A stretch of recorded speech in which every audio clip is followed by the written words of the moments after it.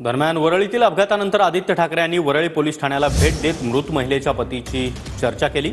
चालक मुलावर कडक कारवाई करा, तसंच वरिष्ठ नेत्यांकडून दबावासाठी फोन येऊ नये अशी मागणी देखील आदित्य ठाकरे यांनी केली आहे। तर आमचा कार्यकर्ता असला तरी देखील सर्वांना समान न्याय देणार असं मुख्यमंत्री एकनाथ शिंदे यांनी म्हटलंय। आमचं म्हणणं हेच राहील की ह्याच्यात तो लवकर पकडला पाहिजे आणि त्याला कडक शिक्षा झालीच पाहिजे। ह्या शहाला पकडलं गेलंच पाहिजे। त्यांनी आमच्या इकडचे प्रदीप नागवजी यांच्या बाईकवर जी गाडी चालवली आहे, हिट अँड रन मध्ये केलेलं आहे, ते चुकीचंच आहे। आणि माझी अपेक्षा हीच राहील की कुठूनही वरिष्ठ नेत्यांकडून फोन येऊ नये। जर आलाच तर कारवाई कुठपर्यंत गेलेली आहे आणि त्या मुलाला पकडले की नाही ह्याच्यावर असू।